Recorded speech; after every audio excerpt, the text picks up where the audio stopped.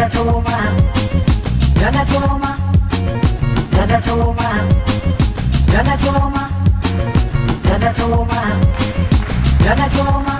Demsa jilbete kadesa, dagundu kananga gae. Oromiyaa irraa kan dhufe ijoollee jajjaboo qabna kan bahes kan hin bahinis jechuudha. Warra as bahanii mul'achaa jiran keessa amma fakkeenyaa fi waloo shaggaa baadiyyaa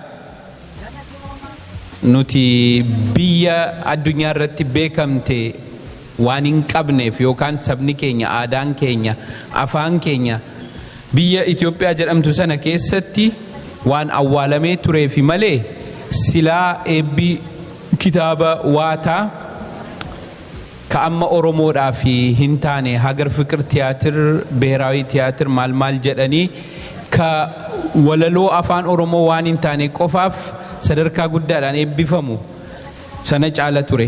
Hundeeffama OMN waggaa tokkoffaa fi Osaan Awurooppaa yeroo jalqabaaf sagantaa kan dhiheesse jechuudha. Yeroo sanatti pireezidaantiin Osaa Jawaar Mahammad ture. Achirratti qeerroon jabaan tokko gadi bahee walaloo tokko dhiheessee ummata baay'ee dinqisiifachiise. Kunis waloo shaggaa baadiyyaati. Walaloo isaa gaafasii namni hin dhageenye jira hedduu ajaa'iba ture. Waltajjii keessa nama 2,000 fa'itu ture. Hedduu namatti tola. Egaa guyyaa sanaa kaasee biyya kana keessatti sochii inni godhaa jiru waa'ee qabsoo Oromoos ta'ee dhimma aadaa fi artii Oromoos ta'ee shaggaan waan godhaa jiru isinitti himuu isinuu ni beektu. Galatoma, Galatoma, Galatoma, Galatoma.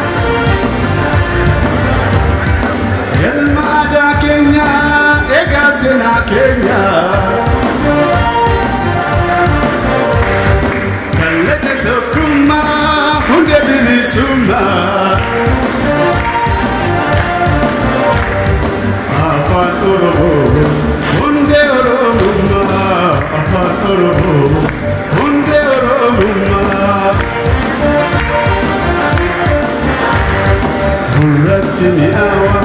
Ya ansagale kinchiracha bishani bayini jachake muratini awa ya ansagale kinchiracha bishani bayini jachake marrafi dammatsa wetu falalonke nakawabe hip-hop mamaksike wayada chisnu chechota ada Siyasa fi herrega galma aadaa keenya eega seenaa keenya kallacha tokkummaa hunda bilisummaa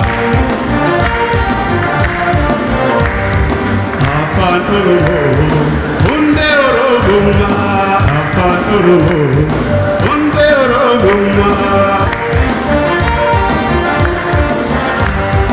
Muratini awa ya ansagale kinchiracha bishani bayini jachake Muratini awa ya ansagale kinchiracha bishani bayini jachake Marrafi dammasa wetu falalonke nakawabe hip-hop mamaksike walbayada chisnu chechota ada Ittihabaru siyasa fi herrega galma aadaa keenya eega seenaa keenya.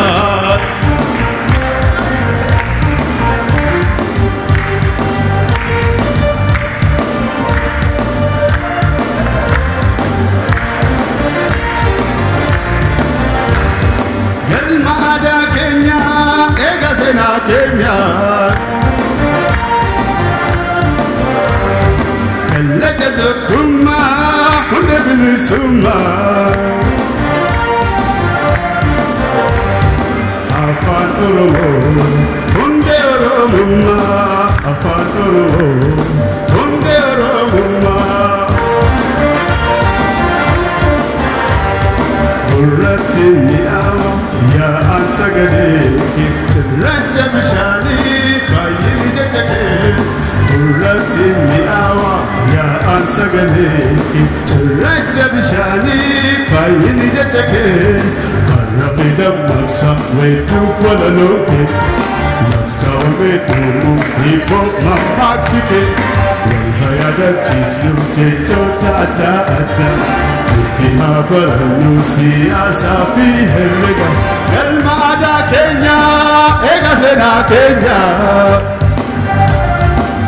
Abbaan keenya guddaa katabnee haa guddisnu ittiin haa barannu ittiin haa katabnu abbaan keenya guddaa katabnee haa guddisnu.